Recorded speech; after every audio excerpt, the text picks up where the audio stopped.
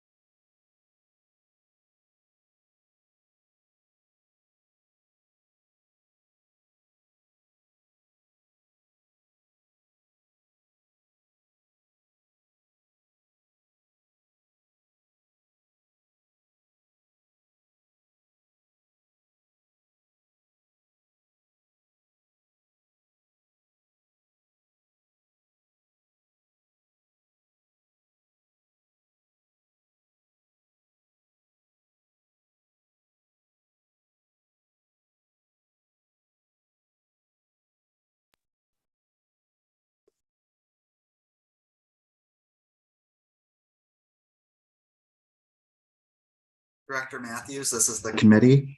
We're going to be temporarily demoting you to an attendee. And then when we call you as our government witness, we will re-promote you to be a panelist. Thank you.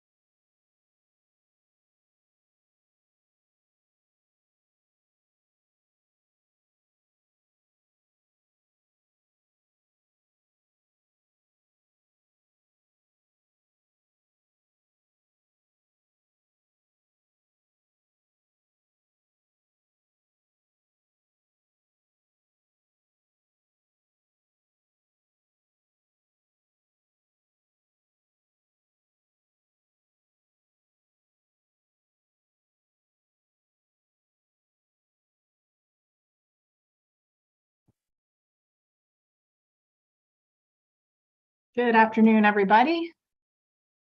Thank you for waiting for just a moment. I know we usually start right on time, so I was just running a couple minutes late today. Good afternoon. I'm Ward 1 Council Member Brianne Nadeau, the Chair of the Committee on Human Services. And today is Tuesday, December 13th. And we are holding this hearing using the Zoom online platform. The time is 1:07 p.m. We're conducting this virtual public oversight roundtable to receive testimony regarding the implementation of CFSA's safety planning and informal family planning arrangement policies. Last July, CFSA promulgated 2 new policies. The first policy, the Safety Plans Guidance, governs situations where there's an immediate threat to the safety of the child that can be addressed by the family's cooperation and which does not require a court-ordered separation. Under this policy, CFSA develops a formal written safety plan with the parent or legal custodian of the child to manage, mitigate, or eliminate the threats to the child's safety. These plans and family progress are subject to weekly review by the assigned social worker until such time as the identified action steps have been completed and the family demonstrates the capacity to ensure the child's safety without ongoing supervision.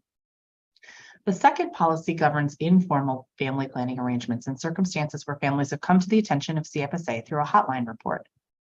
Under this policy, families work in collaboration with an investigative social worker to develop their own plan and identify supportive resources to help safely care for their children. Upon approval of the plan, CFSA involvement is no longer deemed necessary. This roundtable serves as a forum for CFSA to provide a status update on the implementation and efficacy of these policies. I also look forward to hearing from public witnesses regarding their experiences interacting with these policies. I'd now like to provide some logistical announcements for today's hearing. In addition to Zoom, this hearing is being broadcast live on my website at brianneknadeau.com/live and on YouTube. Witnesses who anticipate offering testimony today should know several things about the Zoom platform. All witnesses participating in this webinar are currently listed as attendees in Zoom. This means your microphones are muted and your video cameras are turned off. When it's your turn to join a panel for testimony, I will call your name and a member of my staff will change your status to that of a panelist. If you wish to activate your video while you testify, you need to click the button in the toolbar at the bottom of your screen that looks like a video camera. It's not necessary, however, to turn your camera on, and I will not ask you to do so. Please remain muted until it's your turn to testify. When it is your turn to testify, please unmute yourself. There will be a frame that includes a clock keeping your time. Representatives of organizations will be given 5 minutes to testify, and public witnesses representing themselves will be given a total of 3 minutes.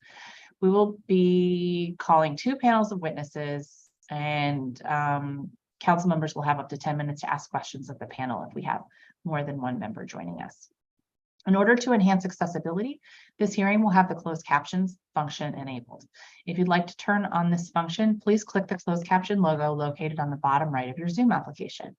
For any technical difficulties, you can send a message to the host labeled as Committee on Human Services, and they will follow up with you. And if you're having trouble gaining access to the Zoom and you've pre-registered, you can reach my team at 202-834-8091, and they will try to resolve your issue.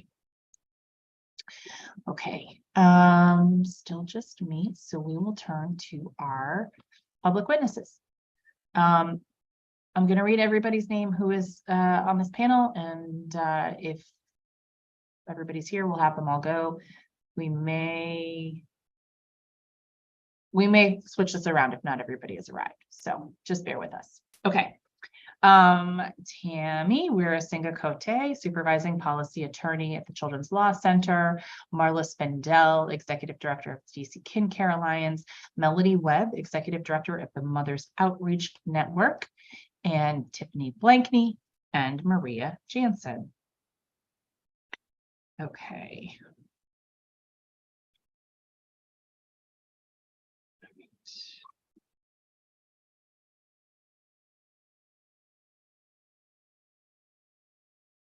One second.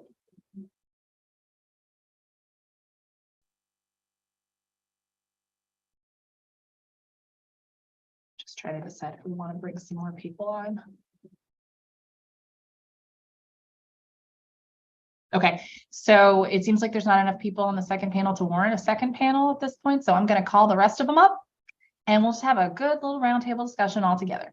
All right, so that will include Janice Jo Patterson, Dr. Bruce Purnell, Shanita Thomas, Veronica Proctor, Pastor John Brown, and John Davis. So we will start, we'll just bring everybody up.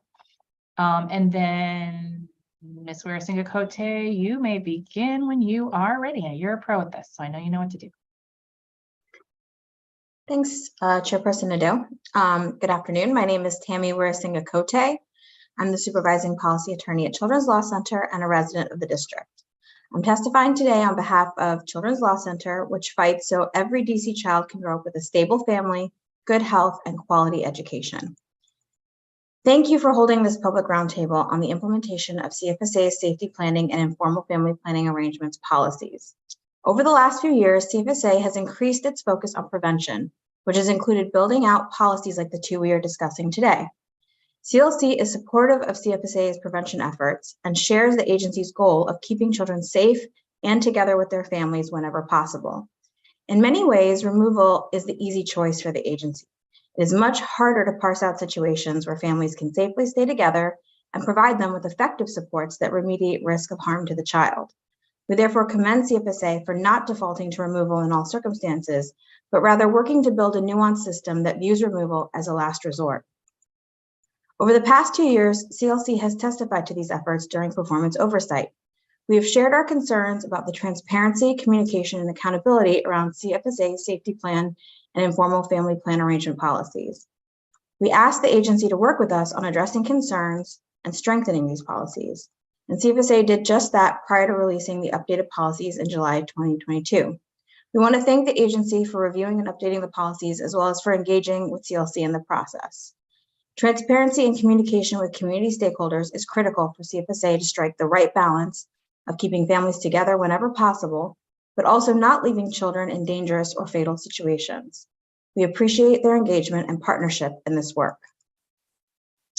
CFSA safety planning and IFPA policies are critical tools in the agency's efforts to keep families experiencing child welfare concerns out of the foster care system whenever possible. Each year, CLC attorneys serve as guardian ad litems, or GALs, for several hundred children in foster care and protective supervision, approximately half of all children in the care and custody of the agency. GALs typically become involved in a case at the time when the family court is making the decision to remove the child. During this process, GALs often learn a great deal about CFSA's efforts to avoid removal and the reasons for bringing children into foster care.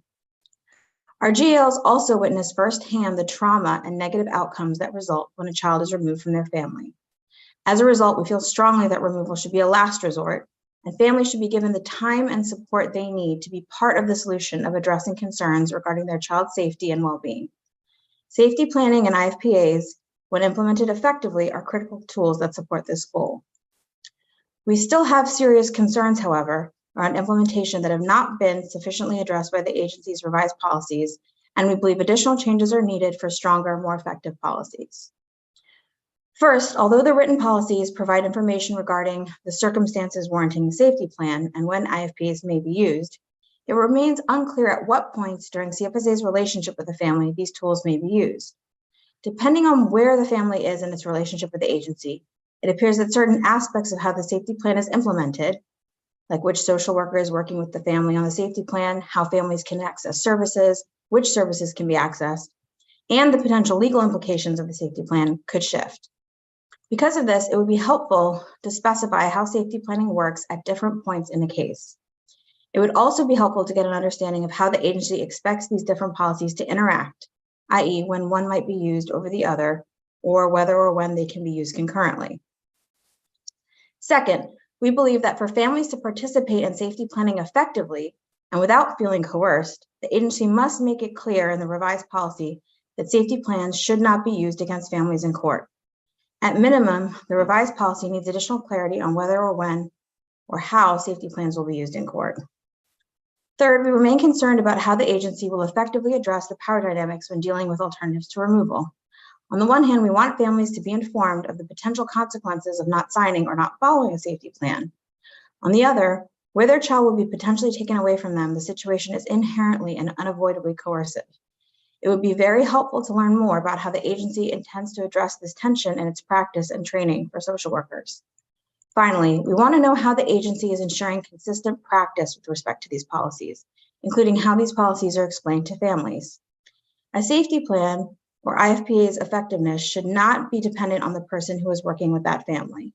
It is critical that safety plans and IFPAs document the information, options, and connections the social worker provides to the families and what the follow-through was on obtaining the necessary resources or supports. We'd also like to see these policies and their related forms explicitly state that the agency can and will provide tangible assistance to the parent in the form of gift cards and or material items for the care of the child that is the target of the concerns when appropriate. In our experience, there are many times when meeting a specific material or tangible need makes all the difference, but the agency is not consistent about when or under what circumstances it will provide that type of assistance. It would be very helpful if all potential forms of resources or assistance were documented so there was clarity for all about what is possible, even if it is not applicable in every case. Thank you for the opportunity to testify today, and I welcome any questions the committee may have.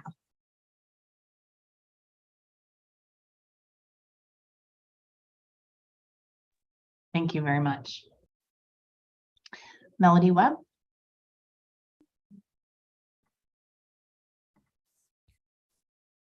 Good afternoon, Chairperson Ado and members of the committee. My name is Melody Webb, the Executive Director of Mothers Outreach Network, a nonprofit advocacy organization. I'm also a Ward 6 resident and a DC and a Washington native. Mothers Outreach Network uses direct legal representation, systemic advocacy, and community engagement strategies to empower DC mothers to transform the way government provides for the well-being of parents and children and to transform government income laws, policies, and practices from punitive to empowering. I actually have roots in a large rural Southern Black family on my maternal side where my grandmother engaged in kinship caregiving in the later 20th century, adopting several of my cousins when their mother passed away and no one else could provide care. I know the importance of relatives stepping in for natural parents. I'm testifying today on the implementation of the policies at hand. These policies today miss the mark and require the corrective of a right to counsel to begin to address the miscarriage of justice to parents and their relationships with their children that this policy is already causing. We have several concerns motivated by our framework of values for family preservation. Where the policy is concerned, our values-based framework sees issues with respect to 3 areas: preserving Black family ties, nuclear family, multi-generation and extended family ties, protecting the rights of parents as a means to radically protect the integrity of their families, and supporting these parents in a primary, robust way to allow their children to thrive in their care. We're concerned, again, with protecting the rights of parents as a means to radically protect the integrity of their families. As to the informal planning process's provisions around service options to the family and caretaker, the policy states that it may include legal support. Who would provide that support? The agency should support the establishment of a right to counsel, ensure that parents get notice of a right to legal counsel upon first contact with the agency, whether on the safety planning process or the informal planning process. The counsel should vigorously protect parents' rights to a right to counsel law at the point of investigation. As the ABA resolution of 2022 condemning harms of the system included in its report, citing Meyer versus Nebraska, today family integrity is a well-established fundamental liberty interest under the 14th Amendment. It protects the interests of parents in directing the upbringing of their children and maintaining their families free from unwarranted government intrusion. And this policy is unwarranted government intrusion that impedes parents' rights in multiple ways. While the language of collaboration is used in the safety plan, parents report feelings of coercion during these planning interactions with the threat of their children being placed in the foster system. Of course they are. Parents aren't provided their rights by the agency and no lawyer is involved unless the child is later removed through a petition to the court by the agency. As one scholar puts it, when the government intervenes and families have no access to lawyers to assess CPS's agents' authorities and make this considered decisions, families often believe they're required to abide by agents' demands or risk the immediate seizure of their children. Moreover, as a New York-based parent advocate, national leader Joyce McMillan states there should be parents' Miranda rights laws established. Safety plans are agreements with impactful consequences that impact parents' fundamental rights. And again, no right to counsel to review these safety plans. We are aware of parents who don't know what papers they've signed when interacting with the agency, and the most precious terms one can negotiate around are at stake in these cases. Children and parents are left without the power and the lawyers to which the agency itself is privy. And so these are essential subjudicial contracts, but they have judicial consequences when a third-party caregiver, relative, or others file custody cases against the parent who has entered into a safety plan. Judges may and likely do rely upon these in making determinations around temporary custody. Thereby, these arrangements conducted by the agency social worker ultimately can influence DRB case outcomes. We're also concerned that the authors of the plans of the agency and the staff, and while they are trained professionals, they may make clinical determinations that include bias and are conflating poverty with neglect. And then we also seek to preserve families, and want to just note that on many occasions, these arrangements result in greater rifts between parents and relatives, caregivers, as well as parents and children. We seek a greater focus on parents in the provision of services. We believe that parents are like the oxygen mask on the plane, and you really must support the parents as a first step.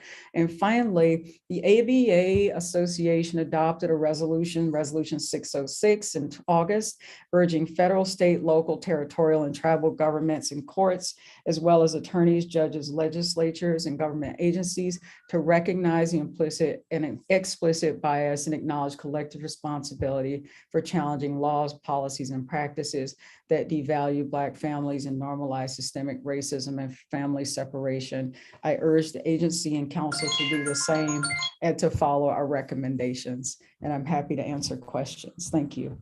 Thank you so much. I do see that Stephanie McClellan has joined us from KinCare. If you wanted to testify next, that would keep us a little bit. Stephanie, are you ready to go? Hi, Hey, I'm having just a little issue with my camera. I apologize. it's okay. We can see you. Okay.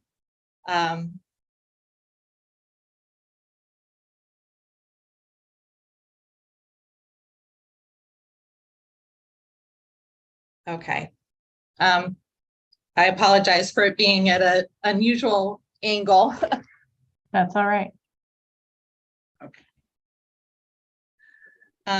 Good afternoon, Chairperson Nadeau and members of the Committee on Human Services. My name is Stephanie McClellan, and I'm the Deputy Director of DC KinCare Alliance. One of the issues we have continued to raise with this committee is CFSA's practice of kinship diversion, also known as hidden foster care. When CFSA diverts, no one ever checks whether CFSA had the necessary evidence that the child needed to be removed from the parental home to begin with. No one checks to make sure the child remains safe after the diversion or whether the parent addresses the issues that led to CFSA involvement initially. No one checks to make sure that a child is not diverted and then returned to an abusive or neglectful parent over and over again. With diversion, CFSA's power is unchecked. It is answerable to no one. Nor does it provide the financial resources to caregivers or services to parents to facilitate their reunification. By violating the rights of parents, children, and kinship caregivers, CFSA has placed DC in jeopardy of significant monetary liability if the U.S. District Court for the District of Columbia follows the reasoning of the U.S. District Court for the Western District of North Carolina in the recent case of Hogan et al. Versus Cherokee County et al. There are many problems with diversion. The clinical decision to divert is suspect because it is not made based on the safety and best interests of the child, such as severity of abuse, how many times this family has come to the attention of CFSA, or whether the parents are available or competent to make a plan. Rather, diversion happens when CFSA finds a willing relative or friend to take the child. There is a lack of consent or improper consent. Once the decision to divert is made, CFSA may discuss the plan for the child to live with the relative with the parents and may obtain the consent of the parent to do so. However, we have seen diversions where there is no parental consent because the parent's whereabouts are unknown or they have been involuntarily hospitalized. We've also seen instances where a parent with pending homicide charges for murdering the other parent in front of the child has been allowed to consent to a plan for that same child. Even when there is consent, it is rarely knowing and voluntary. The parent is coerced because they are told that if they do not agree, the child will go into the system. and it will be difficult to ever get the child back. The caregiver is coerced because they are told if they do not agree, the child will go into foster care with a stranger. The caregiver is never told that they would be the first choice for placement if the child were to be formally removed, nor is the caregiver told that they would receive a foster care payment to help care for the child. It is clear that if a willing relative steps up to care for the child informally, kinship foster care is not an option that's available to them. Foster care furnishes services and supports that are not available through diversion. A parent will receive services to address the problem that led to the separation from their child and to assist with the goal of reunification. The licensed caregiver and the child will receive services like respite care and transportation to school and foster care maintenance payments that ameliorate the impact of poverty. Diversion fails to grant any legal rights to the person who is taking the child into their home. The caregiver is rarely provided with any documents needed to care for the child, such as the child's birth certificate, social security card, Medicaid card, or vaccination records. Worse, the unsafe parent could come and get the child at any time, or the caregiver could return the child to the unsafe parent. Diversion lacks permanency for the child. The goal of foster care is permanency, either through reunification with a parent or guardianship or adoption with the caregiver. Diversion provides none of these pathways, as children are diverted multiple times or stay with relatives informally for months, years, or even until they become adults. Moreover, CFSA has represented that many of the children under diversion arrangements are sent to live in other jurisdictions, making it difficult or impossible for reunification to occur. Diversion exploits the imbalance of power between CFSA and the community it's supposed to serve. The vast majority of families involved with CFSA are Black, live in Ward 7 and 8, are poor, and have lower levels of education. CFSA takes advantage of this power imbalance to deny parents the appointed counsel that would be their right in a neglect case, and kinship caregivers much needed economic benefits to which they are entitled, including the foster care subsidy. These critical resources are thereby appropriated from our most under-resourced communities of color. And no one knows what happens to diverted children. Neither the safety planning policy nor the policy for informal family plans require that CFSA keep track of those arrangements.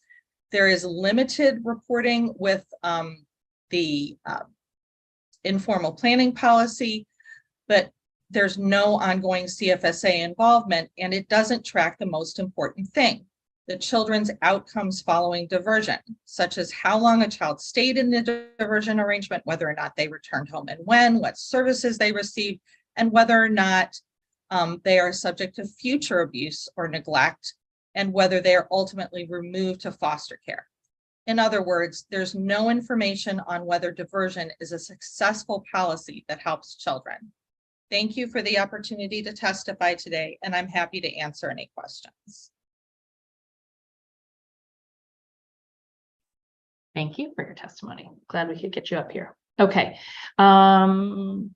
Tiffany Blackney. Yes. Good afternoon. My name is Tiffany Blakeney, and I'm testifying with Mothers Outreach Network. I grew up in Washington, D.C. and Ward 5. I moved to Ward 6 in 2008 and have been living there for 14 years. I have 2 children. My oldest is 17 and my youngest is 7. My first concern with this policy is that it removes children from parents and places them into care of other family members without investigating the safety concern enough. They do investigate, but it needs to be at a higher level. Not enough can be learned from a home visit. If parents are provided with a lawyer, as soon as CFSA is involved, then they can help make sure that the parent is being treated fairly. Separating children from their families should be the last option. When children are uprooted from their homes, it creates separation anxiety and other mental issues for the children. Children question why they are being separated from their parents. These mental issues continue even when the case is closed and the children are put back with parents.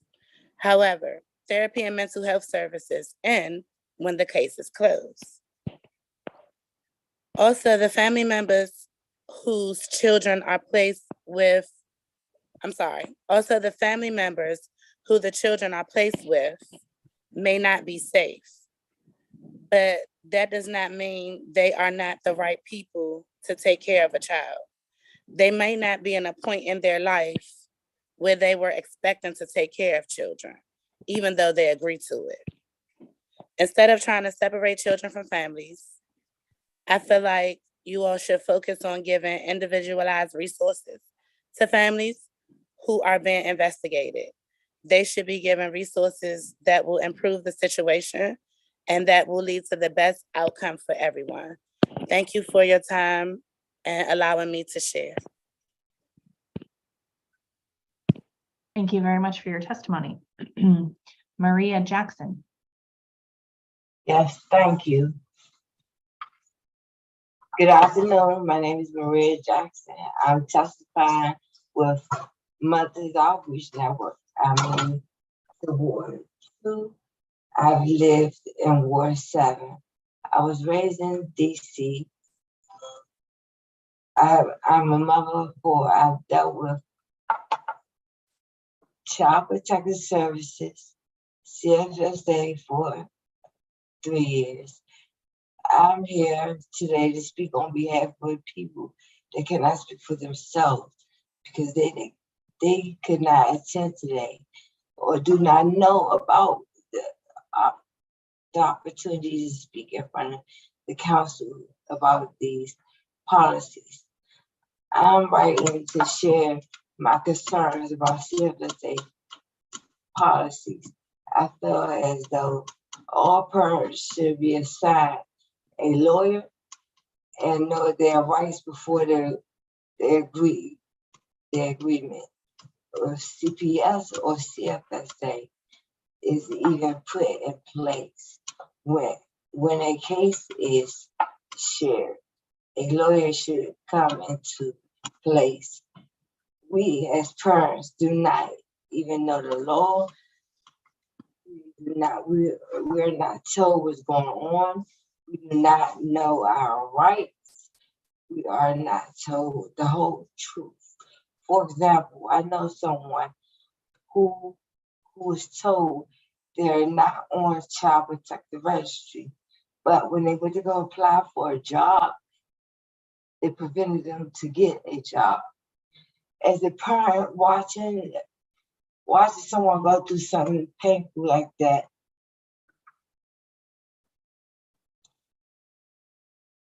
I'm sorry, I apologize. The best option for the parent is to stay with the parents. The best option was the child. The best option was for the child to stay with the parent and not with a relative or in a group home. If the parent gets a lawyer, then they can make sure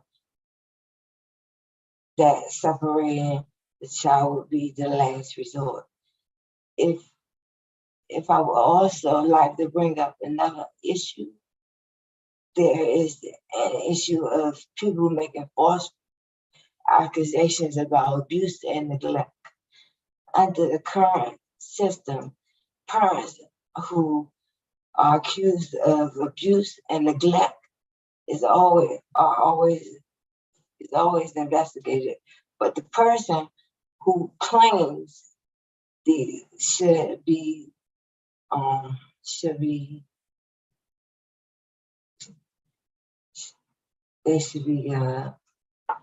who make these false accusations should be looked at also. Thank you for giving me the time to speak. If you have any questions on what I just said, I'd be happy to answer. Thank you very much for your testimony. Next witness is Janice Joe Patterson. I do not see Janice, so we will go on to Dr. Bruce Purnell. All right. Lovemore Chairperson Nadeau, members of the Committee on Human Services and committee staff, thank you for allowing me to speak with you today about the implementation of CFSA, safety planning, and informal family planning arrangement policies. My name is Dr. Bruce Purnell. I'm the executive director of the Lovemore Movement and a fifth generation Washingtonian. We are a community-based nonprofit with a mission including facilitating holistic and innovative approaches for the most underloved individuals, families, and communities to heal and recover from past trauma, emotional pain, and toxic stress. I wanted to speak to you today because from a human services lens, we are in a unique time that requires unique solutions. We're in a time where many vulnerable families have become even more vulnerable, and survivors who need help to navigate their respective environments fear being punished for needing help. That is why it's so refreshing to hear Director Matthews speak about leading a paradigm shift within child and family services so as not to be in a position of punishing families for needing help. The level of trauma we experience today is anchored by an era many of us refer to as a war on drugs. During this time, we have experienced unbelievable trauma with no plan for social reconstruction and healing. The violence we see today directly results from children being raised to survive trauma by any means necessary. As we discuss the safety and wellness of children, please know that there's not a child, parent, or family that resides within low-income and public housing that we can label as safe today. Even though the war on drugs was arbitrarily ended, the past 40 years have produced war-torn, poverty-stricken communities with new cultural norms sustained by pre-written scripts acted out by its victims. These roles, which were necessary for survival, have produced a plethora of destructive coping mechanisms, self-medications, and lifestyles. Moreover, with no social reconstruction plan, the most underloved families and communities were like Texas after slavery ended. No one got the memo that the war was over. At the same time, human service providers are equipped with methodologies to suppress negative behaviors by punishment and forced compliance. Hence, we are re-traumatizing the survivors hurting the most, and Black and Brown communities are the most adversely impacted. So one solution to our human service dilemma involves embracing a holistic healing platform and developing campaigns with themes like keeping DC families together. Words have power and energy, which speaks to a mission that I believe should have always been the focus of CFSA. We cannot change anything that's happened in the past, but we can atone, forgive, heal, grow, thrive, love, and transform. CFSA will have to do significant work to help families trust this shift, but that's what transformation is all about. We must find pathways to preserve the family unit and shift how we respond to those who need help the most. Director Matthews is leading an exciting, innovative, and bold paradigm shift with CFSA, but also to connect all the human service agencies and communities to be on the same platform. This paradigm shift involves moving from welfare to wellness and surviving to thriving. In closing, sometimes it's hard to see caterpillars as future butterflies, and because of this, we may spray caterpillars with poison and call them furry pests eating our flowers. We may also celebrate the butterfly's beauty without understanding the caterpillar's journey. In our case, we see our people as future butterflies and are committed to protecting the cocoons. Let's keep DC families together, protect the cocoons, and watch our most underloved DC families become the butterflies they were meant to be. We are 100% behind Director Matthews in this paradigm shift and intend to make DC this a best practice and a model for the nation and the world. Thank you for your time, and I'd be happy to answer any questions you may have. Thank you very much. Our next witness is Shanita Thomas. I don't know if Shanita is still with us.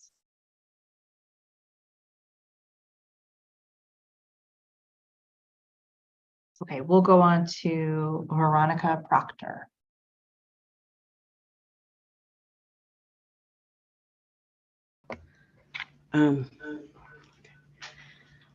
Good afternoon, Chairwoman Nadeau, members of the Committee on Human Services and Community Staff.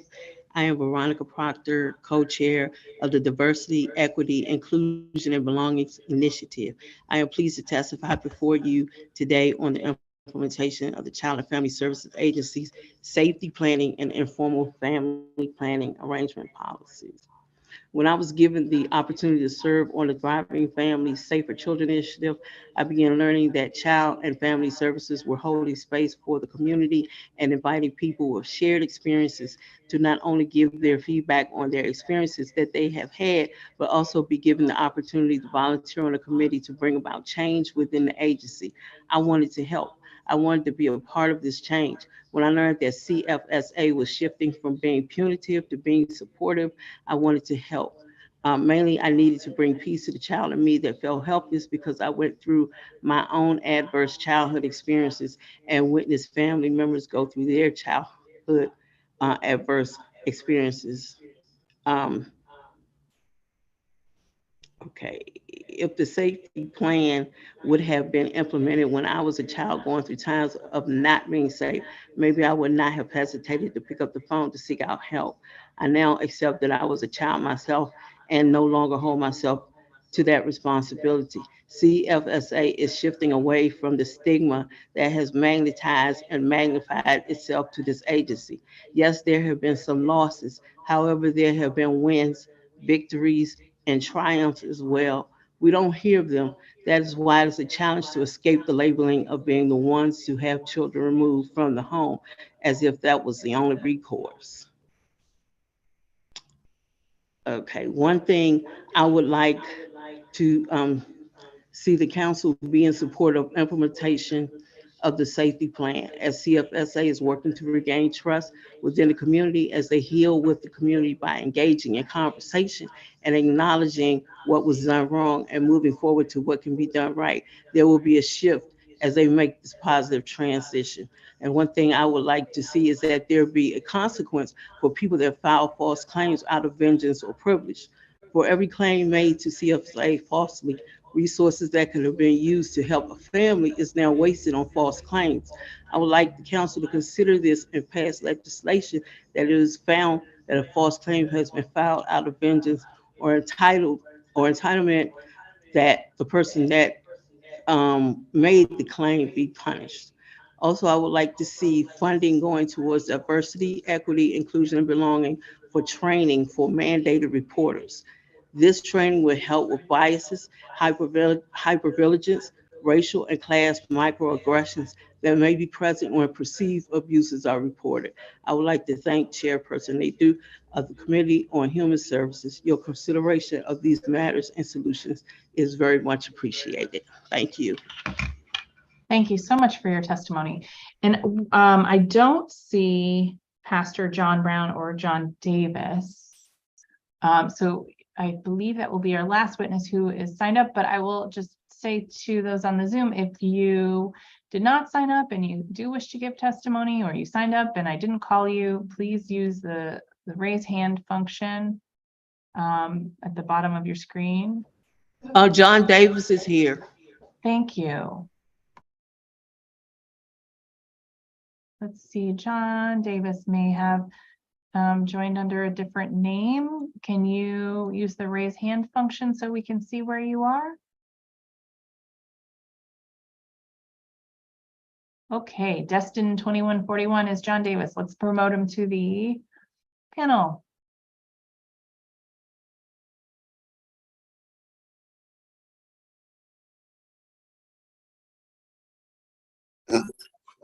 There you are. Fantastic. Oh, there I am. How you doing? All right. How are you? I'm Pastor John Davis, and good afternoon, Chairwoman Nadeau and members of the Committee on Human Services and committee staff. Can I stop you for 1 second? If there is somebody else in the room that has the hearing on, if they could turn all the volume down all the way, because we can hear you on someone else's computer as well. Okay, let's try. Okay, go ahead. Please continue. I just want to make sure you're clear as bell. Great. Go ahead. Okay. Yeah, I'm Pastor John Davis of Keeping Moving Empowerment Ministries and co-chair of the DC Child and Family Services Agency, Thriving Family Safer Children Warm Line and Community Response Subcommittee. I am very pleased to testify before you today on the implementation of the Child and Family Services Agency's safety planning and informal planning arrangement policies. I feel warm and fuzzy about it. These new policies, because they could provide a quick fix or at least a temporary one until you find one, because some of these situations warrant fast actions. Our children are being abused and most of the damage is irreversible. Sometimes it don't show up in their young life, but it do show up later on in their adult life. I am a former employee of one of the district's well-known group homes. I used to have the pleasure of taking kids home to conduct home assessment visits, after which I would almost always recommend that the child not be placed back in that particular family's home. This was 15 to 20 years ago, and there were a lot of elements involved that swayed me to vote against the return to the family's home. I am sure that most of those same elements are still present today, such as drug and alcohol abuse, criminal activity, prostitution, and gun violence. I remember hearing the same answer over and over again from the powers that controlled the outcome. No, we don't have the resources. No, we don't have the funding. Regardless to how much I proved the absence of safety for the child, they were most always placed right back in the same unsafe environment. CFSA usually had the final say, so it is with great anticipation that I say that I approve and know for sure, I know for sure that these new family planning arrangement policies will be a game changer concerning the outcome of the well-being of our youth and their families. As a DC native myself, I grew up on what is called the Hill, 37 Place Southeast, at a time when it was called the murder capital. I was raised by a single mom, and in some instances, I was exposed to all of those elements I mentioned earlier that helped me vote against sending children right back to the same condemning surroundings. By the time I turned 19 years old, I was a dropout using drugs and incarcerated for armed robbery with a deadly weapon. I was sentenced to 20 years in prison. I ended up doing 10, 5 years in and 5 years on probation. I kept returning to the same unsafe living arrangements, and I kept using substances to change how I felt about myself. Finally, in 1996, I sought change. I took a different route. Today, I have 26 years of total abstinence from drugs and alcohol, and I haven't had any run-ins with the law in over 2 decades. People don't care how much you know until they know how much you care. We must stop putting Band-Aids on bullet holes. It's time for change. I am hopeful that the council will support these new policies that CFA deemed necessary for the safety of our children and families. And thanks for giving me this opportunity. I know and I now understand that this is not a problem concerning funds. This is a problem concerning people, and we are the people. So I thank you for giving me this opportunity, and I'm available for any questions. Excellent. So I think that really does conclude our panel of public witnesses. So let's do some questions. So I'm going to start with a question for Ms. Weerasinghe-Coady. Today, you noted that safety planning and informal planning arrangements should remain a part of CFSA's toolbox. We also saw in some written testimony there might be legal issues with these policies that go beyond the concerns raised by your testimony. One thing I'm concerned about is the Prevention of Child Abuse and Neglect Act of 1977 originally allowed for, quote, temporary third-party placement with responsible neighbors or relatives for the child and his or her siblings, provided that a child's temporary custodian would not be considered a foster parent or agent of CFSA. And then in 2001 and again in 2004, the council struck that provision from the statute. So that was a really long windup, but how are these policies consistent with the council's intent there, do you think? Well, I'd probably want to do more research into sort of what went into the council's decisions back then. So I really wouldn't want to say, but I would say that I think based on the timing, I think you said those were decisions from the early 2000s. Mm-hmm. I think that the child welfare space has really moved a lot more towards understanding the harms of removal and the importance of keeping kids with their families. And so the interest in developing nuanced tools that address a variety of circumstances and giving agencies more, greater flexibility and ability to try and solve problems without taking the step of removing a child entirely away from their family or their family network has become much more of a priority. So I'm happy to do more looking into that as well, if that would be helpful to you. Yeah, let's keep talking about it. I'd appreciate that. Thank you for that. And then the rest of my questions are really for everyone, so feel free to jump in. But okay, so Columbia University clinical law professor Joseph Gupta Kagan, who's really, we think, the foremost authority on what he calls hidden foster care. He provided written testimony to the committee. So in his testimony, he calls for establishing pre-petition representation for parents, lawyers who can be there when safety plans or informal family planning arrangements are being discussed. I'm wondering if anyone on the panel has a reaction to that proposal of providing pre-petition representation, and how much you all think following through with it would address some of the concerns raised today. Ms. Webb? Yeah, I'd be happy to address that. So our organization actually seeks currently to provide pre-petition representation. And that does, as the professor says, refers to the period from, anywhere from a response to investigate a CPS call being made and contact with the family occurring, all the way up to the point of a petition being filed in court. Throughout that process, the parents are, in a state of shock and trauma and confused about what's going on. They don't believe that any cooperation, that they don't believe they have the option to refuse to answer questions, to seek counsel. And so they are, essentially coerced into making statements that, ultimately could be held against them, misconstrued. And so without any advice of counsel, we believe that they worsen their chances of addressing the problems that have brought them to the attention of the agency. And they also just don't know how to respond to the circumstances or to the questions and what is asked of them. Safety plans, as I mentioned, are very much, very strong binding, essentially contracts. And so parents need counsel, particularly where those are concerned. They need counsel in, again, knowing how to respond to questions, how to address safety plans, and also, in terms of findings that the agencies make that stop short of resulting in removal. So there are key points along the spectrum that require, I think, parents to have access to counsel.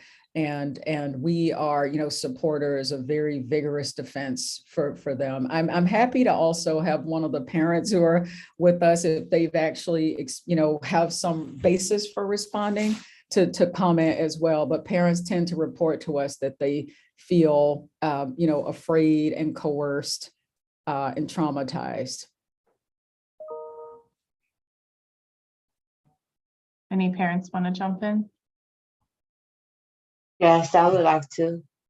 My Go name ahead, is Ms. Jackson. Yes, when it comes to that, we would like to have a lawyer, because when CFSA first comes, they'll give you the rules. No matter what we do and no matter how we do it, we still get neglect or assault charges. No matter how we follow y'all rules or anything, we still get the charges, and that's unfair. Even if we have a lawyer or do not have a lawyer, we still receive charges. And I'm trying to figure out, how does that even happen? And how does the child sit there and say, well, X, Y, and Z, and it didn't happen? Or was that coerced? Mhm.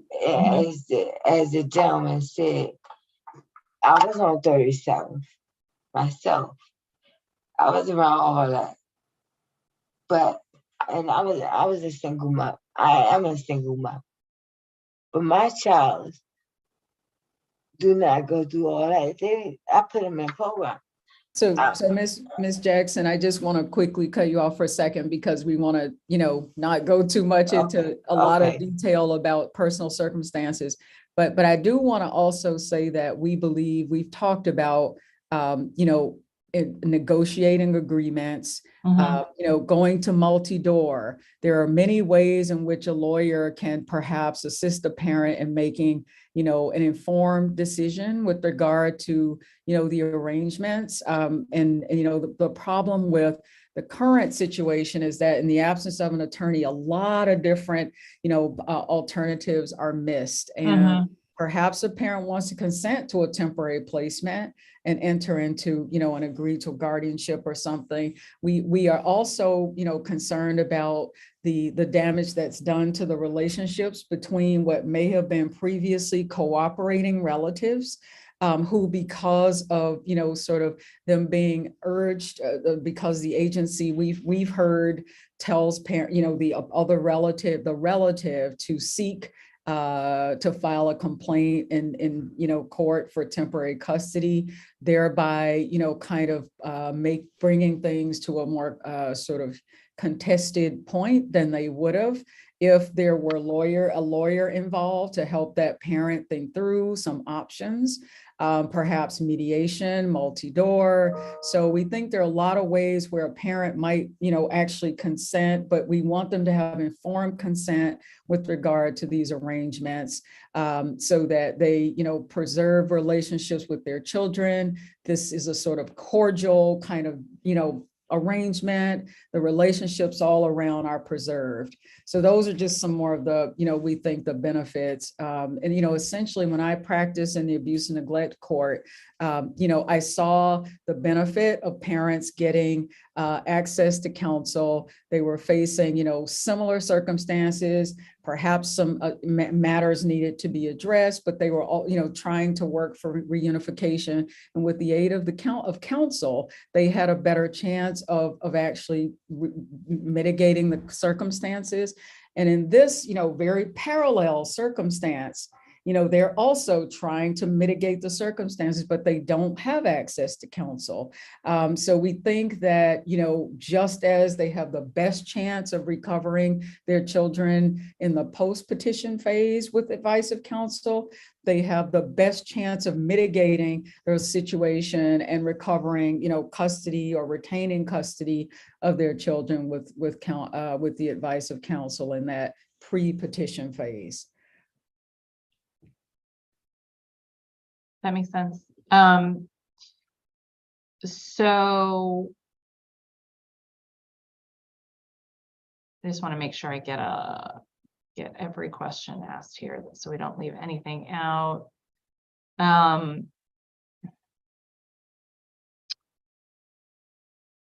If we were gonna move forward with ensuring that everybody has an attorney pre-petition, pre-petition, does anyone have a sense of how many attorneys we would need? So that would be dependent upon, I don't know, others will obviously jump in, how many of these arrangements are happening, which I don't know what the data says, but so I don't know if my colleague, Tammy, has an idea, but I've seen an estimate somewhere that there are potentially 2,000 of these sort of arrangements that are made per year. And I can just tell you anecdotally that we are aware of many sort of arrangements, but I'd love to defer to my colleagues on that question. I think Stephanie and her colleague have come up with some numbers.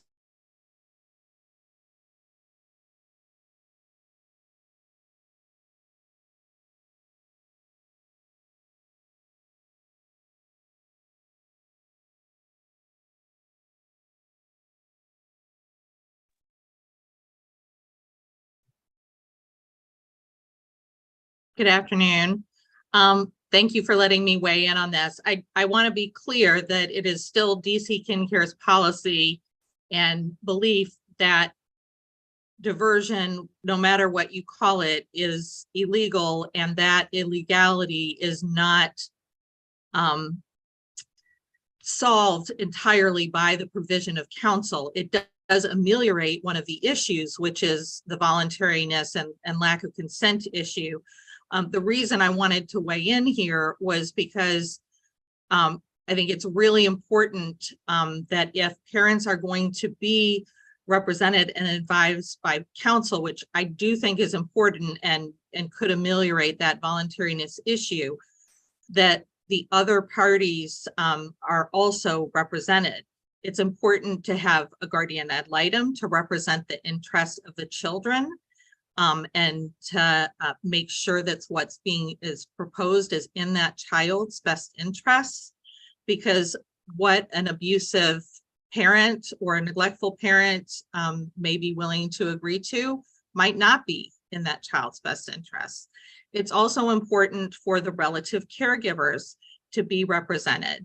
They need to understand what they're agreeing to and for how long they're agreeing to it, and what resources that they're going to be provided or not provided for that period of time. Uniformly, I see relative caregivers who agreed to things that they had no idea what the consequences were. They thought something was temporary when it turns out it could well be permanent. They thought they were going to get financial resources that they weren't eligible for. They had no idea that in order to be able to do things for the child, that they would need legal custody and that they would be responsible for getting it and not CFSA. And that, as was discussed in a custody case, the relative caregiver is literally on the other side of the case than the parents. I mean, just the way the case is styled. If you petition for custody, it's going to be relative caregiver versus parent. In a neglect case, it's styled in re the name of the child, and the relative caregiver is a resource parent, somebody that's being supportive during the period of time that the parent is working to towards reunification. You know, they're still on the same team. And I think that the most telling thing about the need for counsel and explaining to relative caregivers what exactly they're getting themselves into, and to parents what they're getting themselves into, is just, we see the end result of that every day in our everyday practice. If parents were really consenting, we wouldn't be having custody cases where relative caregivers are adverse to the parents every day. What we would have is a petition with a consent answer, and that would be that. But parents aren't consenting. They're saying, no, I don't want my relative to have custody of my child. I want my child. I want to get my child back. So, as you know, I don't want there to be any implication that we think representation is a panacea or solves all the issues, but it would certainly go towards mitigating some of the worst offenses of diversion. That's very helpful. Thank you. Dr. Purnell? Yes, I just want to say, like, if and I don't know how long, like, well, everybody's been, but if you live through the crack era in DC, there's some things that became norms. That's why it's so important to understand the context of the environment that we're talking about, and because you were kind of lucky if you had that caring aunt, uncle, or grandparent that where you could actually stay and to get out of the way for a second while you could work things out. And one thing I like the fact that when I speak to the fact that there's a paradigm shift, like now we're going to be biased. So we'll be biased on behalf of keeping the family together. So that's whereas in the history, we've been biased towards saying the best thing is to remove the child. So we're going to shift that altogether and put things in place. And sometimes it's going to be a situation where we're going to need that aunt and uncle and that person that we can actually count on to where a child can go and still feel that like they're at home while we go through a process to strengthen the family enough to be able to reunite with the child. And I just want to put that out there because it's some things that we kind of live through. And sometimes they're like elephants in the living room that we just go past, and it becomes like cases on paper. But it's like we have a whole culture that we're dealing with that we have to heal. We have to heal from some atrocities, some things that we have experienced and seen that we didn't even know we were capable of during this era that we have to heal from. We have to move into that kind of that healing vibration, and that's kind of where we're going. That's why I'm so excited about this piece, because this is a different language from CFSA. This is a whole different, it's like, wow, man. So we want to, kind of get behind and shift this paradigm the other way. Thank you. Thanks. Anyone else want to weigh in on this?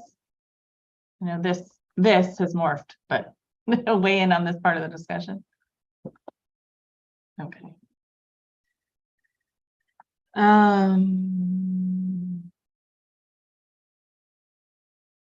If we were going to work through providing pre-petition representation, does anyone have an opinion on whether it would be best to have served by a new family court panel or expanded use of the CCAN panel or through a grant partnership with an organization, maybe like the Public Defender Service? Anyone have a opinion on that? Go ahead, Tammy. Well, I would just say, I think that this question would really need a lot of careful thought and research about the parameters of it and what the goals would be and how best to accomplish them. I mean, I think we would agree, we testified that this process is inherently coercive, no matter how, even if the agency is faultless in how it presents these options, there's always an element of coercion. So representation or advocacy support for parents and caregivers, I think, is essential, but that can look different. It doesn't always have to be attorneys, it can be other types of supports and advocacy. So I think to do it well, you would want to really be thoughtful and develop a comprehensive approach with clear goals for it. Okay. I would like to say, I do agree there needs to be some thought and consideration, but I do think that it needs to be attorneys. You're essentially talking about a parent against an entire agency with all of its lawyers and all of its social workers to bear. And I think the way to write that and to, kind of level the playing field is to give parents access to counsel. And as I said earlier, it does not mean that it will end up being an adversarial process, because parents can negotiate, parents' attorneys can negotiate with the other relatives. So, I don't see this as some massive flood of, cases that, end up in court. I think it might actually reduce the number of matters that we see, third-party custody cases that we're seeing in the courts. I think it will, in the long term, preserve the nuclear family and the extended family, which provide incredible supports to parents and children. Okay.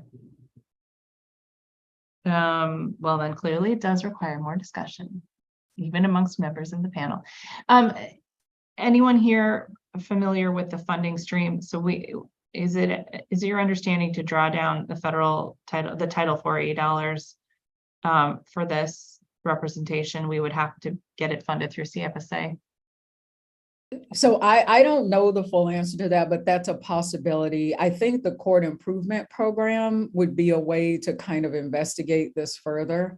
And I do think that looking, at some other jurisdictions that have actually put in place pre-petition legal services using Title IV programs would be really helpful. And we'd be happy, of course, to, assist in gathering that information. I mean, we ourselves aspire to provide some sort of representation, but we overall, we are actually funded to do this currently by the DC Bar Foundation. But, we're very small, and we, think that the program, the services we provide should be, expanded, whether it's through us or, other providers. Thank you. All right, moving on from this, I want to just get observations from folks working in this space. What, if anything, has CFSA been doing to help families enter into custodial powers of attorney or to otherwise ensure there's clear legal custody so that kinship caregivers can do things like make doctor's appointments and enroll children in school?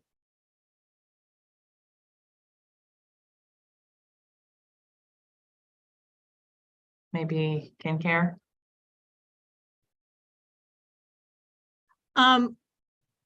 Our position would be that it would actually be improper for CFSA to facilitate relative caregivers and parents with custodial powers of attorney. If CFSA is advising a parent to complete a custodial power of attorney, that's providing legal advice to that parent, and there's of course a conflict of interest there. Okay.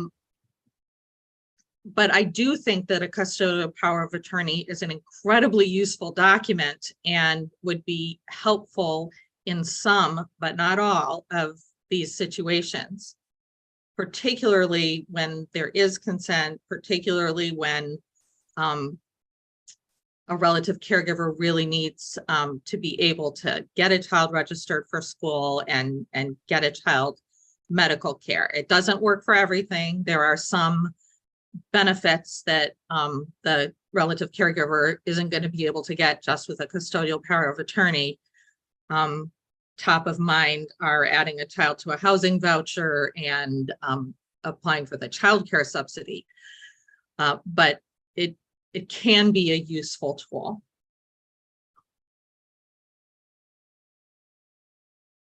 Thanks. And just sort of second part of that, I don't want to get too bogged down on the custodial powers of attorney, but just have we seen CFSA working to assist families to ensure that children in kin care can receive the benefits they need?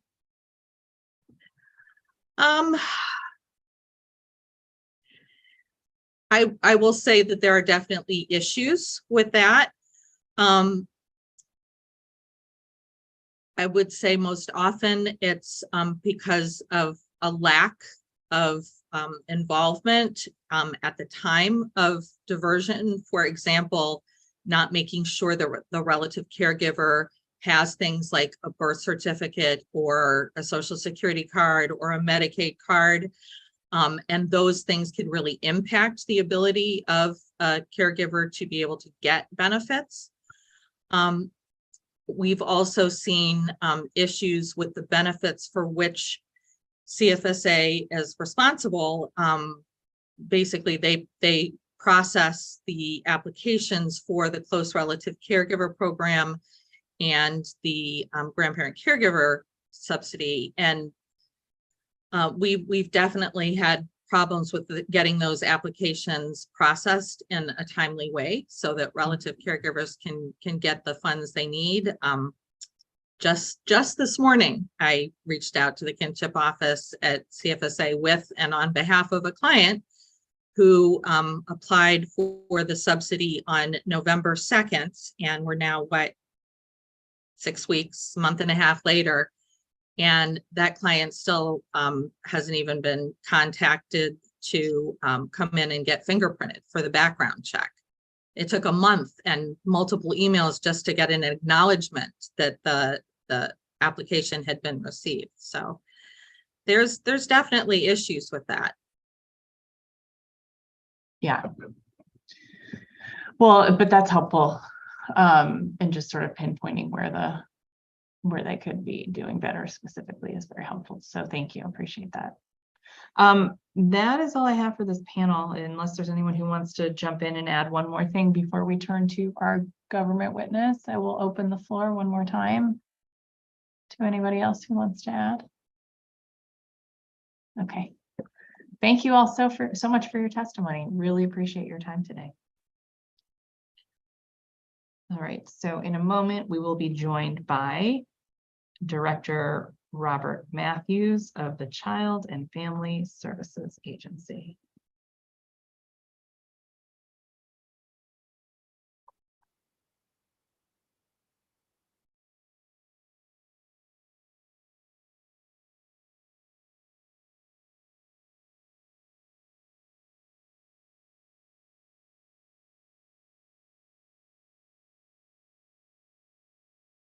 There he is.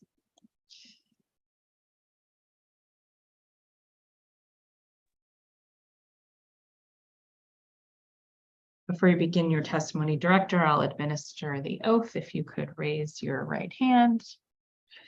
Do you swear or affirm under penalty of perjury the testimony you are about to give to the Committee on Human Services is the truth, the whole truth, and nothing but the truth? I do. Great. You may begin. Thank you. Good afternoon, Chairwoman Nadeau, members of the Committee on Human Services and committee staff. My name is Robert L. Matthews, Director of DC Child and Family Service Agency, CFSA. I look forward to continuing the discussion on implementing our new safety planning and informal family planning arrangements policies as a follow-up to CFSA's August 18th, 2022 community pop-up briefing. We believe it is foundational to the healthy and stable development of youth for children to be cared for by family when it has been assessed that danger is not a concern and safety has not been compromised. These policies are geared towards supporting the agency's top priority, which is to ensure the safety and well-being of children. We appreciate the opportunity today to provide an update on our progress. For the past 2 years, CFSA has met with advocates and those with lived experience to incorporate the concerns of families who feel overly surveilled and hopeless when faced with overly burdensome child welfare practices. We have made it a priority to not only listen to those with lived experiences, but to include them in the design, development, and implementation of family-centered policies and practices.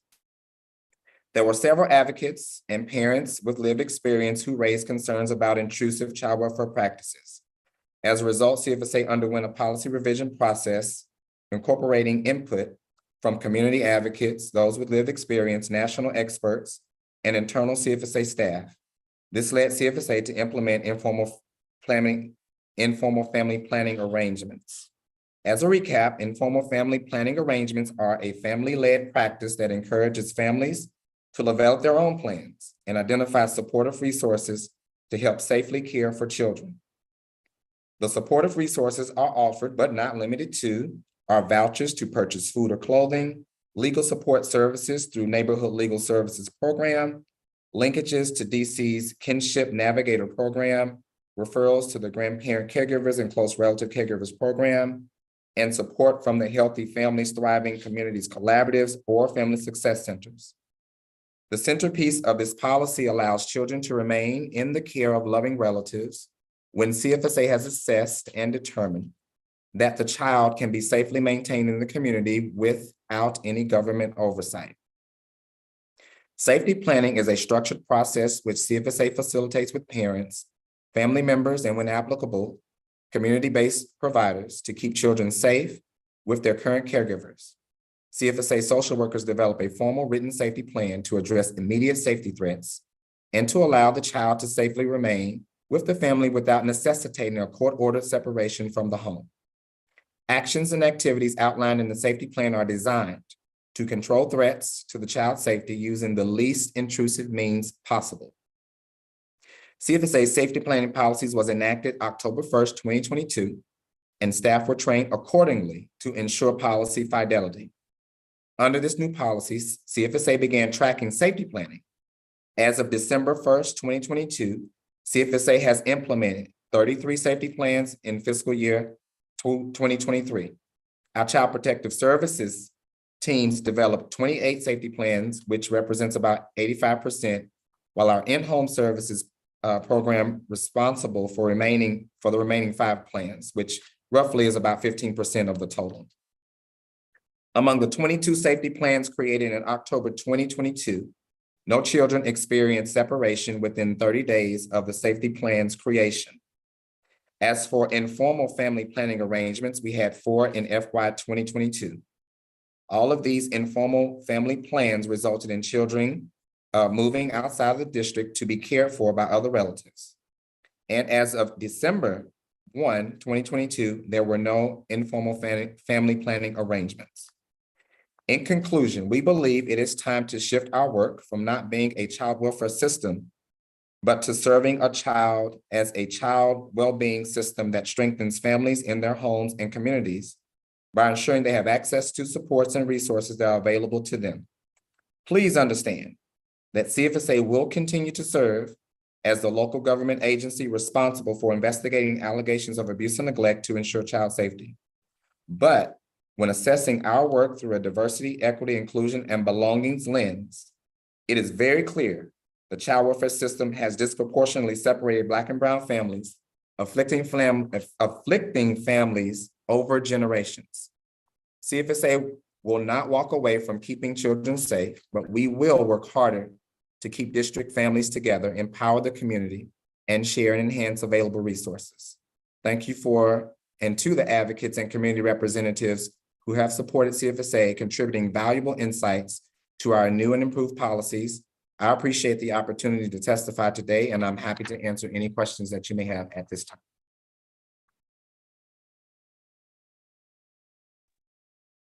Thanks, Director. Really appreciate your testimony. Thanks for being here tonight. Okay, just a few questions for you today. Okay, more than a few.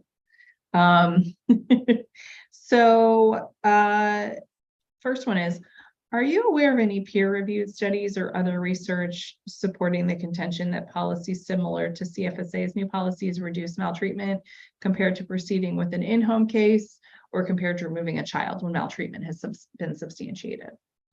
I'm not personally aware of any peer-reviewed. I think it is important to note that when we're speaking of safety plans and that practice, as well as informal family plans, these are very routine practices across every local child welfare jurisdiction. And in terms of the evidence, it's more so around data analysis to show that there are a number of jurisdictions that show a reduction in repeat maltreatment when these policies have been applied. Okay.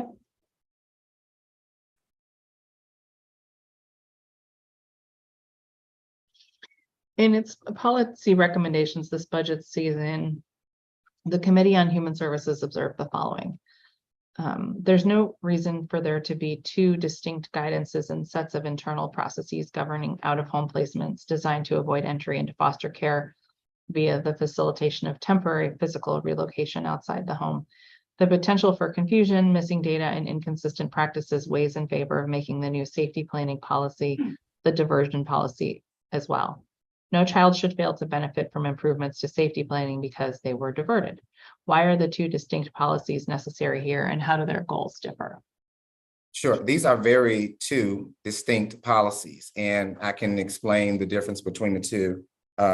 Surprisingly, I've tried to explain this for 3 years, and here we are still talking about it. Let me start with informal family planning arrangements.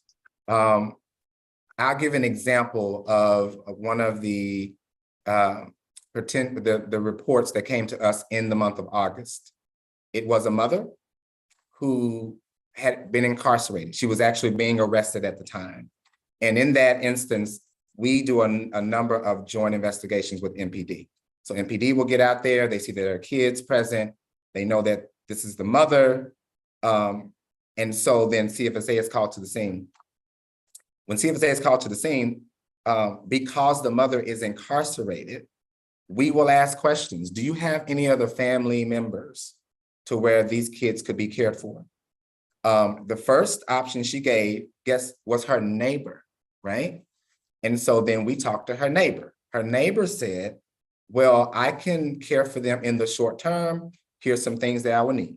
Great, we will help facilitate that. Later, when the mother was not released from jail in the time frame that the neighbor needed and did not want to provide care any longer, we were able to, again, engage the mother. Do you have other relatives? Because her first preference was a neighbor. I guess they had such a close relationship. Then she gave us her sister, which are the aunts. We engaged the aunt. As the policy state, we will go through the aunt with what the options are in terms of whether it's informal arrangement, whether it's kinship care, whether it's guardianship, what have you. I think the interesting thing about this discussion is there are many under the assumption that families want government involvement. This aunt said, no, I do not. We have, our family will pull together and we will offer the care to these kids. The reason why I bring that example up is because that was an informal family plan led by the mother, consented by the mother, agreed upon by her sister and her neighbor.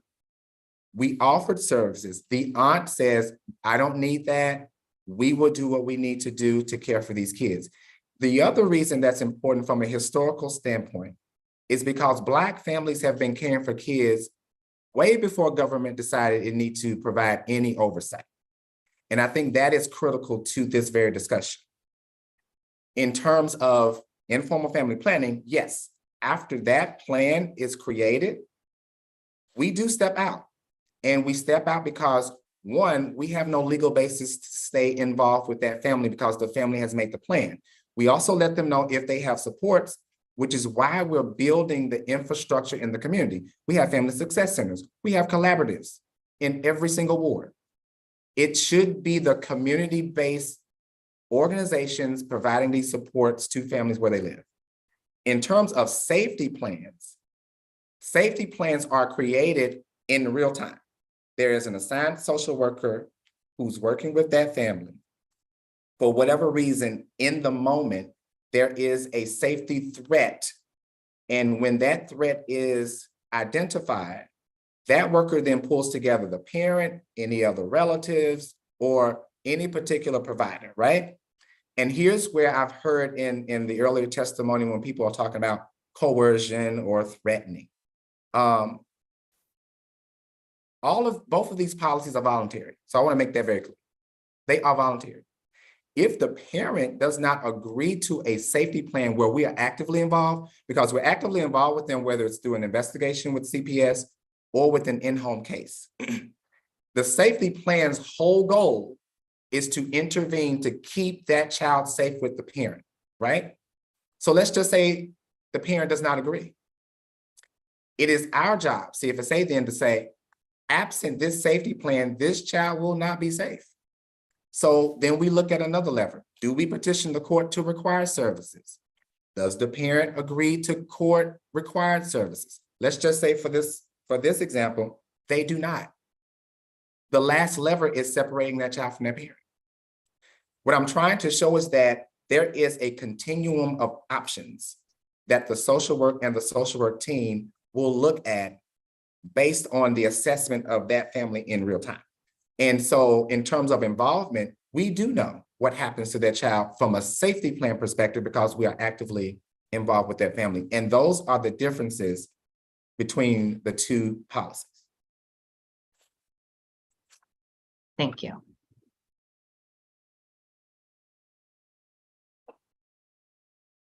Could you please go into as much detail as possible about how the new informal family planning arrangement policy differs from the text of the agency's past diversion policy? Sure. I think the best way to explain this is really the evolution of the policy.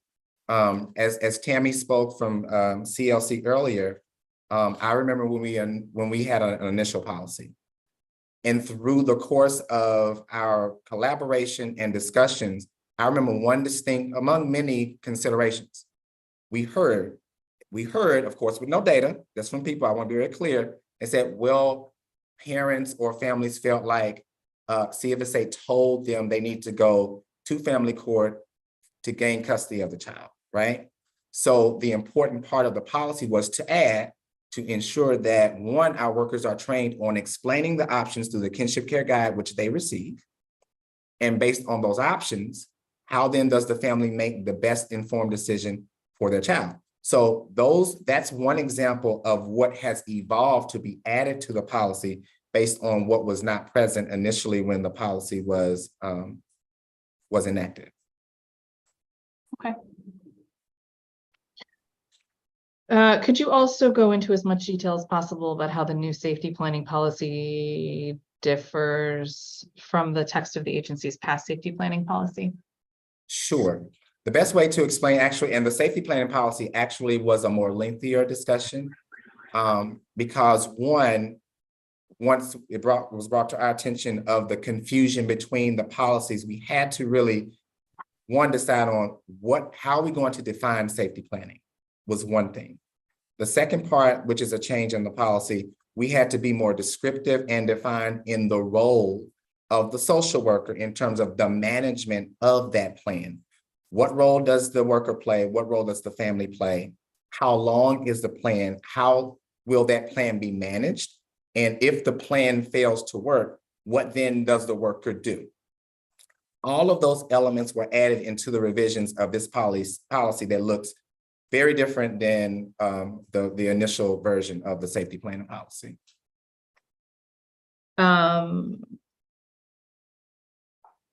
Okay, it seems like the text is very similar. Can you talk about how you engaged, what the community engagement process was for both of these?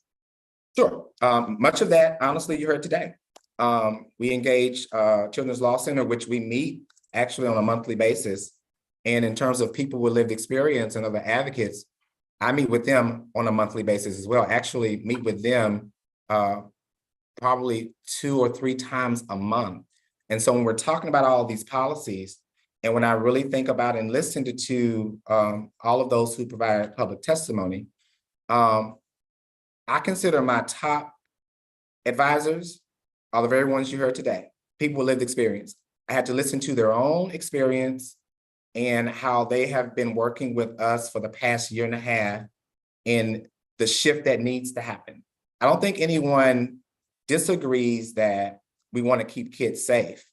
But what I have heard very loudly from people with lived experience is that we want government to work more on the side of how do we keep these families together without these kids coming into foster care.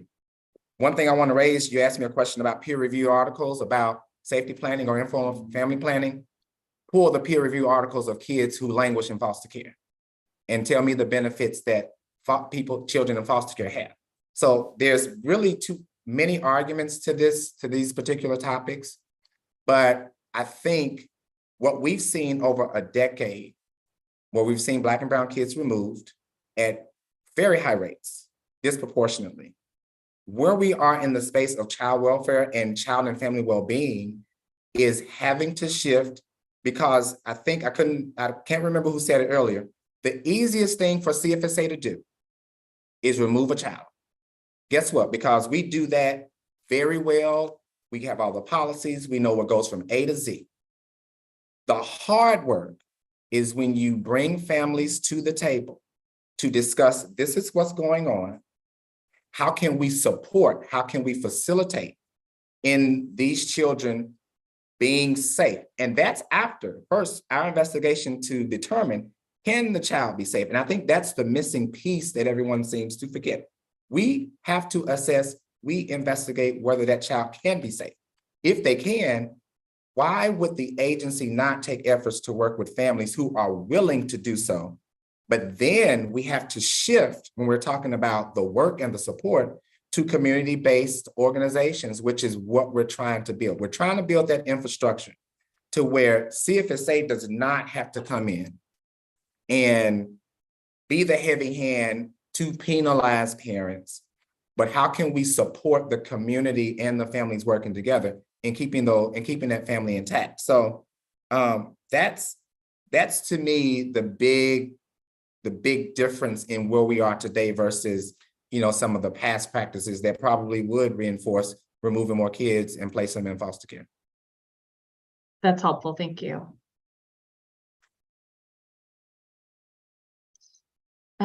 While the informal family planning arrangement policy is what's called an administrative issuance, the safety plans policy is just referred to in the text as policy. Did these policies undergo a period of notice and comment, and were they included in the register and DCMR like any other regulations? I will actually have to go back and check in terms of the differences between the two. I do know our administrative issuances do go out from our office on policy. Those are more probably frequent in nature than those that are promulgated through the policy, but I can get the nuances of the details to you. Okay, because what we are trying to understand is why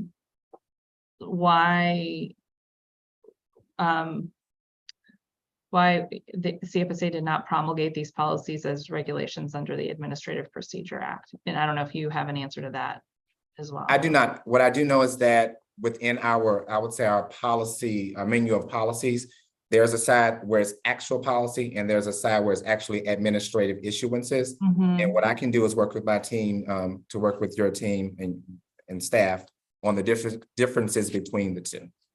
Okay, yeah, I think we'll want to include that in the record. So, Okay. The safety planning policy notes that a safety plan may be developed and executed with the parent or legal custodian of a child who's in danger of harm.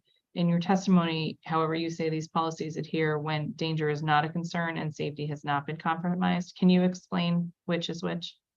Yeah, so in my testimony in regards to safety planning, there are safety threats. So I want to be clear. The safety plan is created to intervene and to control those safety threats. Informal family planning is when we've assessed that safety is not a concern where the child can remain either with their parent or in the care of another with consent of the parent. So there are two different things. On the informal family planning side, there's a report that comes to us. The social worker makes an assessment. And again, when you look at the examples of informal family planning, it's been by way of a parent being incarcerated, which legally would leave the kids without a caretaker. Or it's been a parent who has had mental health concerns, right? Which would leave the kids without a caretaker. It is not, and here's the big piece, it is not something the parent has done intentionally, which is why you can have that to be more family-led. Okay. Safety planning is when we have an open investigation because there's some evidence where possible maltreatment has occurred or we're trying to determine has it occurred, or it's an in-home case where, yes, a parent has been substantiated and we're actively involved in both of those instances. But safety planning happens at different times depending on that family situation. And it would be very difficult to project or predict when that happens. It happens when it happens, which changes the whole dynamic of that family to where that worker has two things. Can this child be safe with the parent? If the child can't, then that means we have to look at other levers. So it is based on the clinical judgment and assessment of that social worker at the time. Okay.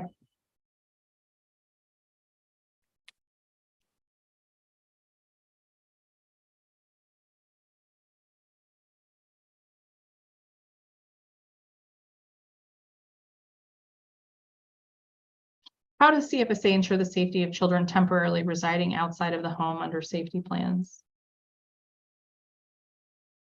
So again, with safety plans, we are actively involved with the family, and that's either through an investigation or through an in-home case. If it's an in-home case, of course, they have an assigned social worker that regularly meets with the family because there's a case plan that's being developed, and you're basically working the elements of that case plan, as well as the safety plan, because it is meant to be temporary, short-term. That social worker, which is outlined in policy, it explains what they're doing to manage that safety plan. So whether it's an investigation or in-home, the job of the social worker is to monitor, is to evaluate and assess the children while a safety plan is created.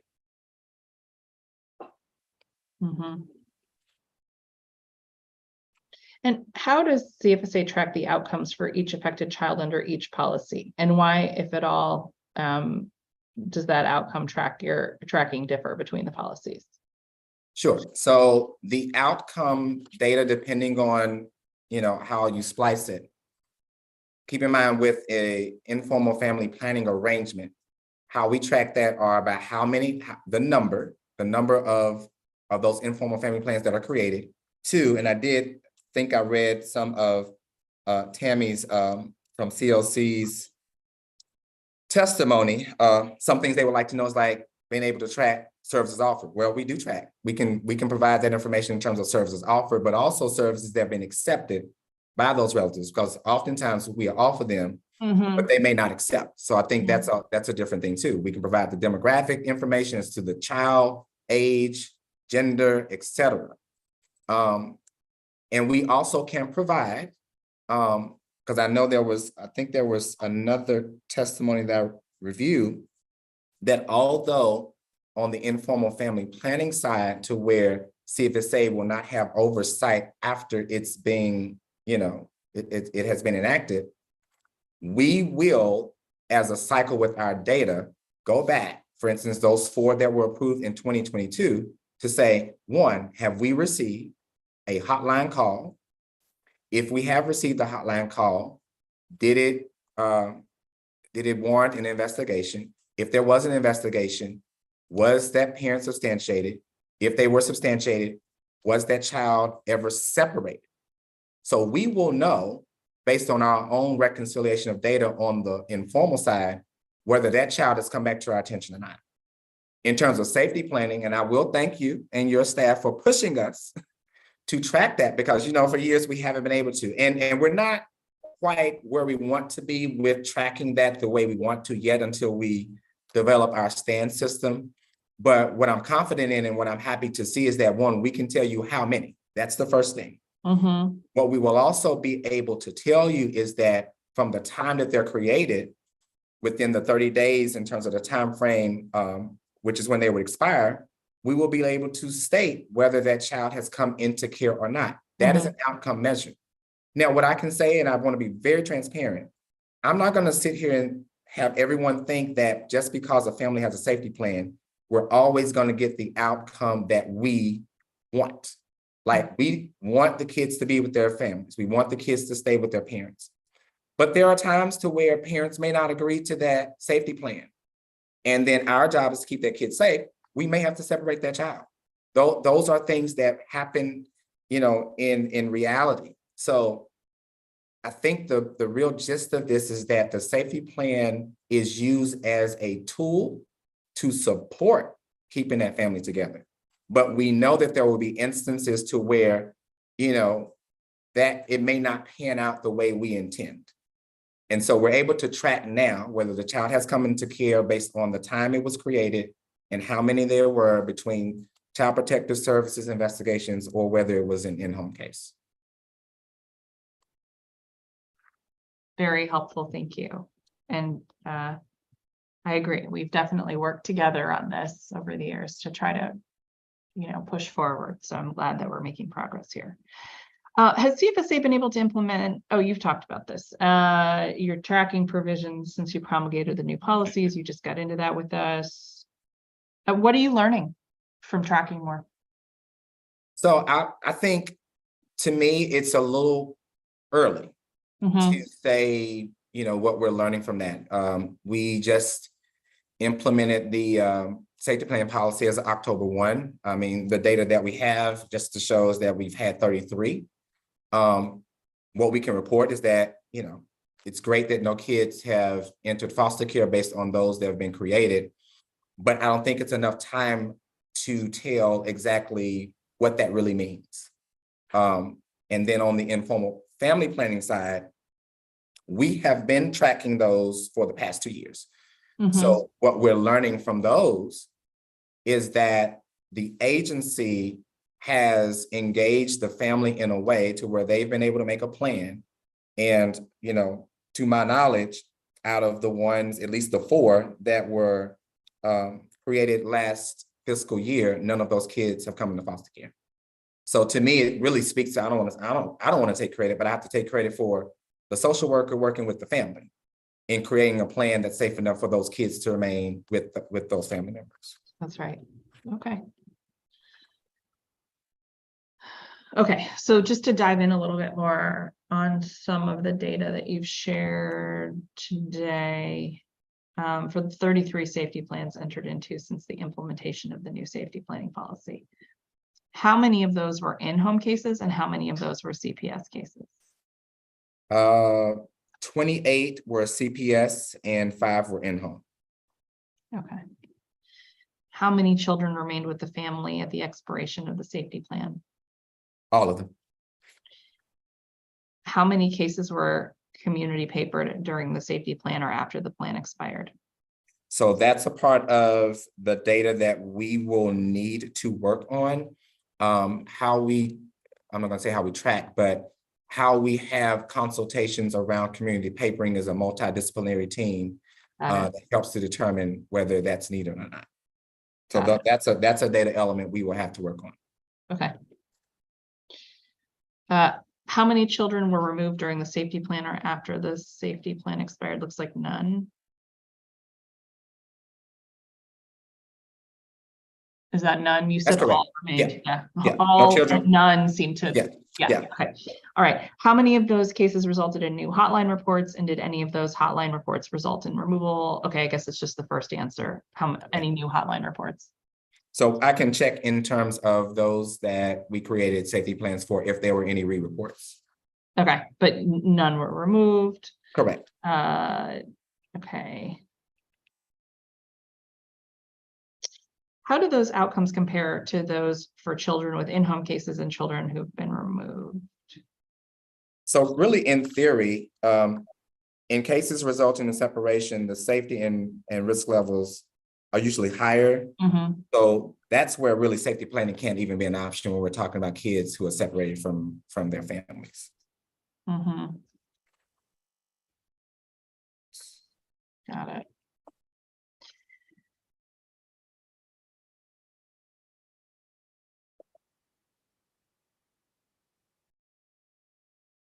How does CFSA measure and track kinship caregiver satisfaction with their experience under these policies?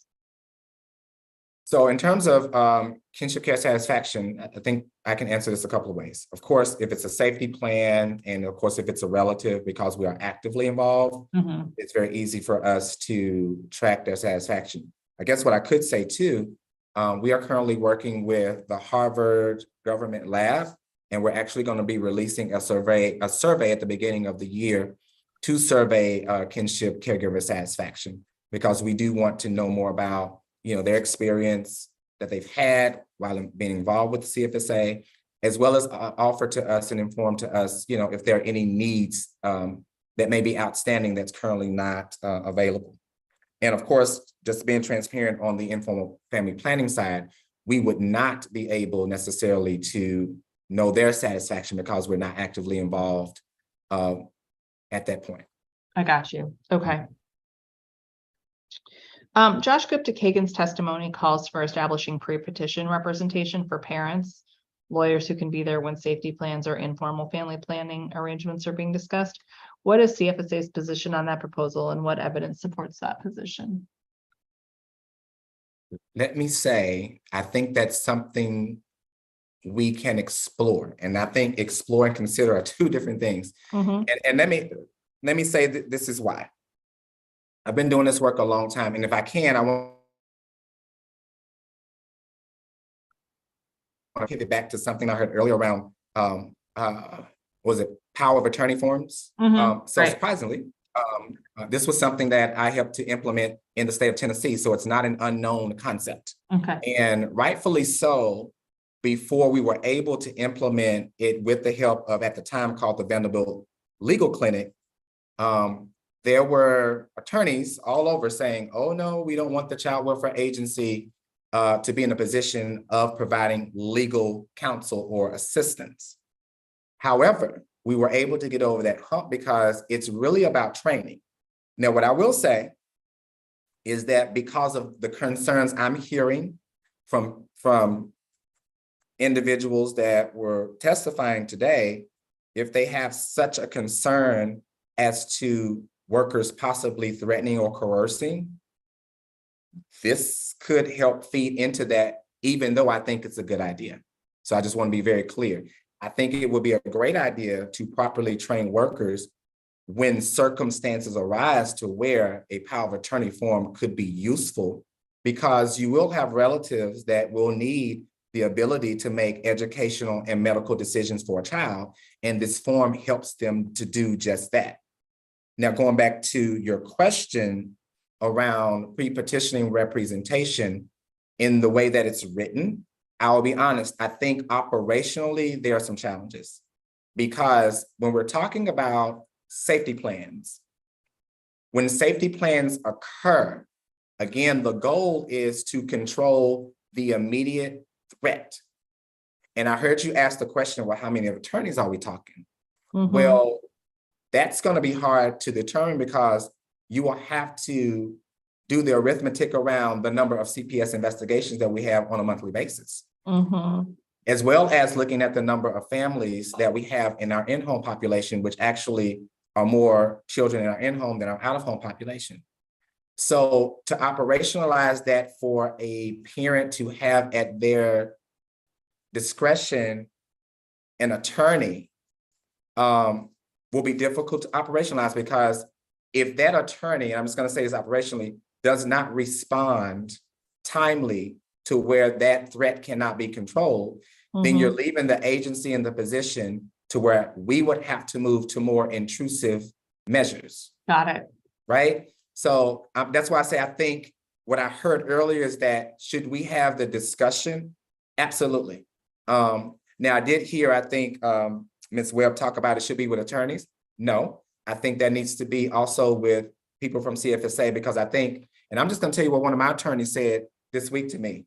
When you get attorneys and families together, like if CFSA has to have one, the family has to have one, oftentimes the attorneys are talking the legal pieces of it. And the ones that are silent are the ones that need to talk is the social worker and the family to work it out. And he said, I'm not gonna say his name, he said attorneys can oftentimes muck it up. And I totally agree.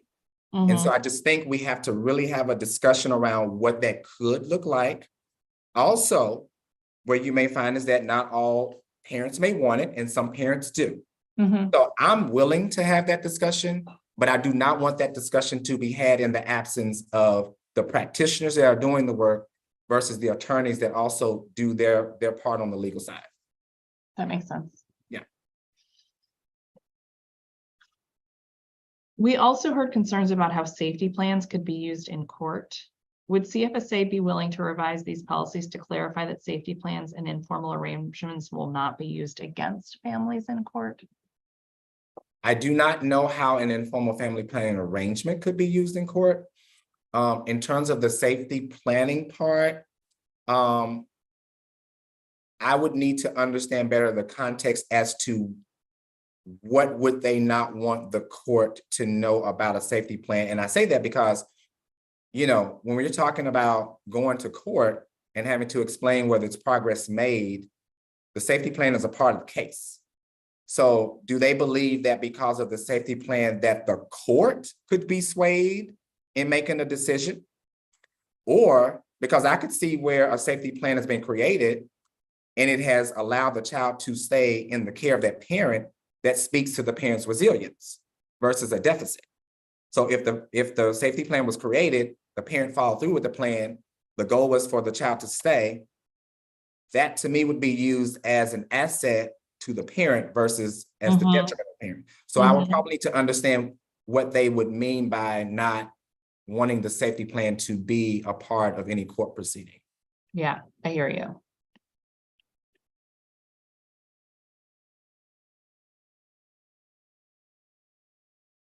Okay.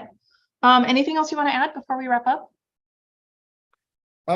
The only thing I'll add is I was very moved today by just the testimony of people with lived experience. These are individuals that we being CFSA, are bringing to the table who have not had a voice at the table. They're encouraging to me, and they are pushing me to ensure that families have a voice and choice and a say with how they should care for their own, and how can the government, which will be CFSA or other agencies, how can we help support and facilitate that? So I do know that any change or shift in this area, there's always going to be concern of child safety. And what everyone should know is that I take that very seriously because that's my top priority as the director of this agency. But what I also know is that we have to begin to do the hard work of how we can better strengthen and keep DC families together, because we want our families to be whole. We want them to be resilient. And I do thank you, Council Chairperson Nadeau, for the level of oversight that you receive and provide, as well as hearing from all aspects. Anyone should know that even if we differ on opinions, I'm always willing to sit down with individuals to hear so that we can hopefully find some common ground. And oftentimes we can, and sometimes we can't. But my goal has always been able to have a listening ear, and when I feel that it's sound and it fits within, the values that we should hold for families, which means that families have the ability and the capacity to care for their own, I'm definitely willing to do that. And I thank you for the space and the forum to do so. Thank you. I was noting to my staff earlier how great it was to have some new voices joining the hearing today. So thanks to those who facilitated that and to those who testified for the first time. We certainly appreciate it and appreciate your perspectives. And I will actually take this opportunity to note that anybody who wishes to submit written testimony who testified today but didn't do it in writing, we'd love to have it in writing. So you could email that to humanservices@dccouncil.gov. The sooner the better, because we are winding down the council period. And we do not know who will be chair of the committee on human services next year. It could be me, it could be someone else. So it is certainly my pleasure to hold this roundtable today. Thank you, Director Matthews, for your partnership over the years. This will conclude today's public oversight roundtable. If you plan on submitting written testimony for the record, please do so by emailing it, as I said, to humanservices@dccouncil.gov by close of business on Tuesday. But like I said, the sooner the better. The time is now 2:58 p.m. and this hearing is adjourned. Thank you. Thank you.